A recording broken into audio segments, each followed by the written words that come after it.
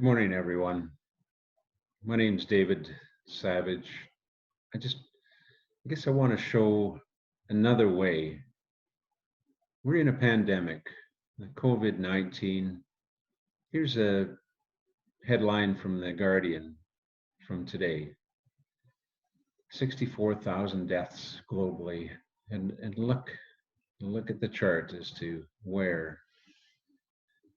How do we flatten this curve? How do we reduce the impact? How do we do this far better? How do we, in fact, get rid or at least deal better with the fear, the isolation? There are many, many ways that we can get through this together, save ourselves instead of closing borders and instead of, antibacterial wipes, gloves, fear, closing borders. Too bad for others, too bad for them. President Trump controversially broke a lot of international agreements and protocols yesterday when he said he's going to shut down the export of N95 masks yesterday. Well, Prime Minister Trudeau of Canada responded that every day there's thousands of nurses, Canadian nurses, that cross the border, go to Detroit to help save American lives. It boggles my mind.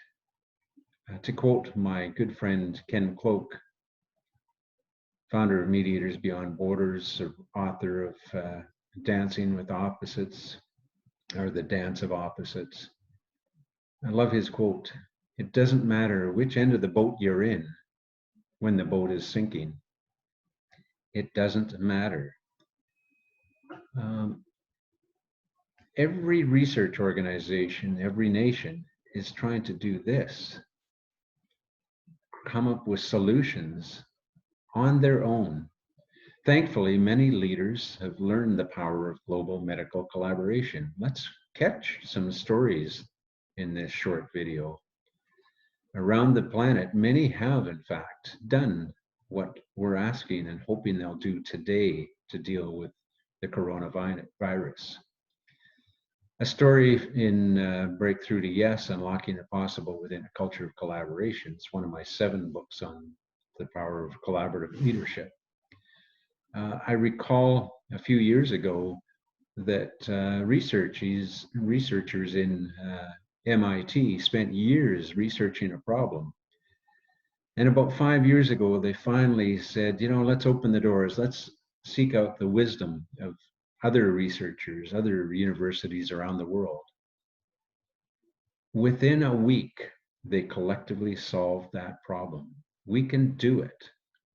Here's another example. My friend, Dr. Michael Hill of Calgary, professor in neurology at the University of Calgary, and former director of the Heart and Stroke Foundation of Alberta, with me.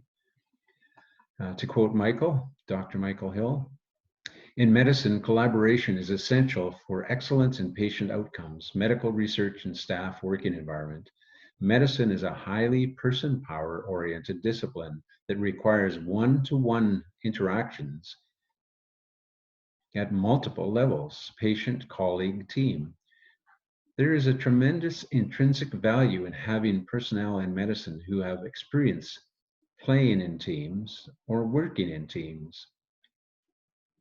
Sports is a relevant metaphor because it's important to know how much about what it means to lose as what it means to win, and what it means when losing is not an option.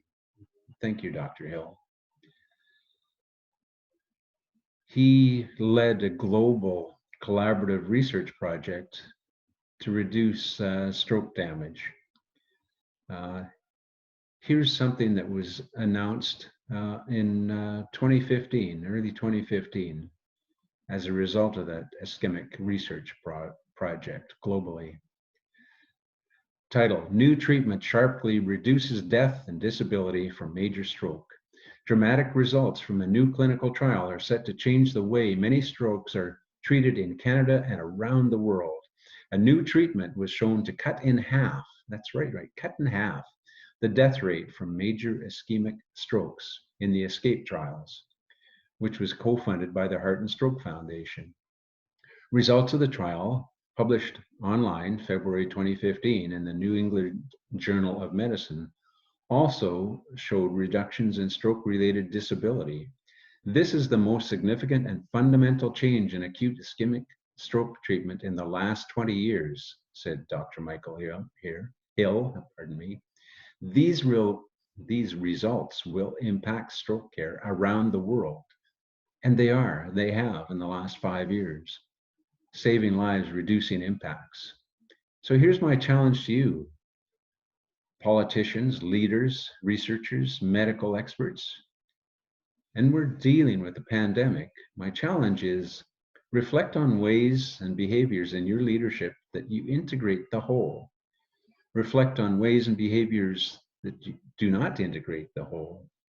Reflect on your beliefs on what the outcomes of both approaches most often create. Yeah, just pause for a minute. When you integrate the whole or don't, how do the outcomes differ? How might you change the outcomes of your medical and business and leadership and political decisions and initiatives by utilizing a more holistic approach to collaboration? Here's a quote from my books from my friend Don Begnaud of Begnaud Manufacturing in Lafayette, Louisiana. Don told me, collaboration is a beautiful opportunity to combine one's strengths with another's different strengths, creating mutual successes. Thanks, Don. Most every leader knows that we at times have blind spots. If you haven't seen it, go to YouTube and look at The Invisible Gorilla, Simmons and Chabris. So you watch this video of the invisible gorilla, and there are 3 people in white shirts and 3 people in black shirts. They pass basketballs around. While you watch, you must keep a silent count on the number of passes made by people in the white shirts. At some point, a gorilla strolls into the middle of the action, faces the camera, thumps its chest, and then leaves, spending 9 seconds on screen. Would you see the gorilla? Almost everyone has intuition that says, of course I would. How could something so obvious be so completely unnoticed? But when they did the experiment at Harvard several years ago, they found half of the people who watched that video and counted the passes missed the gorilla. It was though the gorilla was invisible. This experiment revealed 2 things. That we are missing a lot of what goes on around us, and we have no idea that we are missing so much. It's a blind spot. We often have blind spots, and through collaboration and embracing diversity and conflict, we can create conditions that will allow less blind spots. In this pandemic, where are our blind spots? We talk about the power of global collaboration. We talk about collaboration.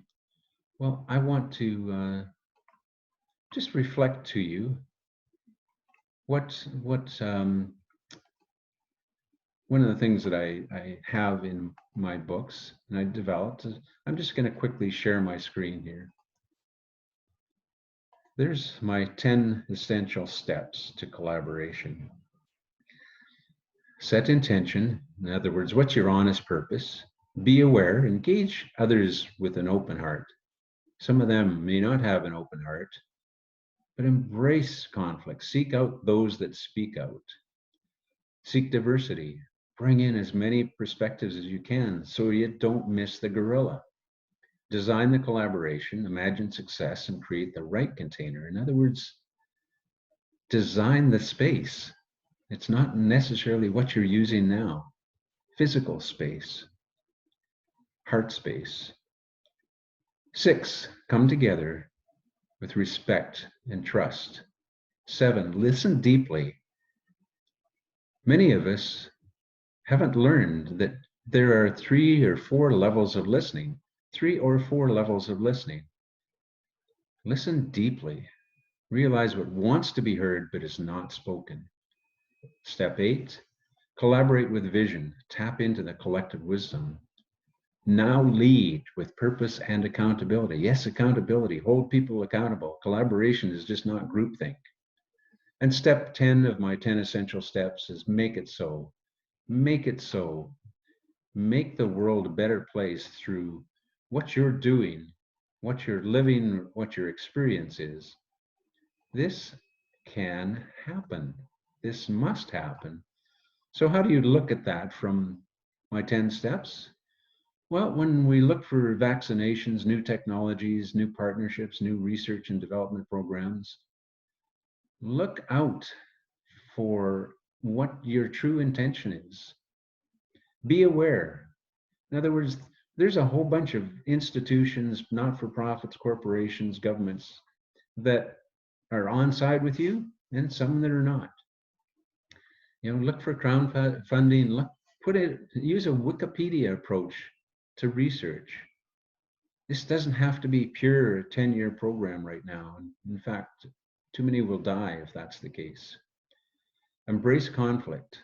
Yes, embrace conflict. We know that there will be arguments. Many people think this is ridiculous. We shouldn't be locking ourselves down. So embrace that. There is knowledge there. Seek diversity. In other words, yes, get all perspectives. The Chinese, the South Koreans have lots to teach us. This is not an American or a Canadian issue. This is a global issue. So continue on. You can continue on with my 10 steps. Design it right, come together, listen deeply, vision, leadership, and make it so. Mostly, get your intention to actually collaborate. So I invite you, there's much more on my Breakthrough to Yes series. There's much resources. I guess at the end of the day, there's lots of things that we can be doing. What I want to do most is direct you, if you want access to a ton of free resources, davidbsavage.com is my website. Reach out to me. I'd like to get my materials, my 10 steps, my books, my audio, video, whatever, podcasts in as many people's hands that can be useful. And let's listen to Don Bignell in Lafayette, Louisiana. Let's listen to Dr. Hill in Calgary, Alberta. I invite you to the power of global medical collaboration. We can save the future, save lives. This is so destructive. Our economy is being destroyed. We need to get together and do this effectively and without a lot of bull, a lot of politics in isolation, fear-mongering. I end this short video with another quote from my friend Ken Cloke, founder of Mediators Beyond Borders. He's a mediator. He's a consultant. He lives in greater Los Angeles, California. A great visionary, great mind, a great heart. Ken is quoted in my books. What we have a hard time, I think, imagining is how far exactly this can go. What is the deepest level of our collaboration? What is the highest achievement that we can make in this field? I think when we begin to think in those terms, we begin to see all of life completely differently. Completely differently. Yes, that's the way it is. That's our opportunity. I want to thank you. I invite you to connect with me. I want to coach support. I want to be part of this change. There is power in global medical collaboration. David B. Savage. Take good care.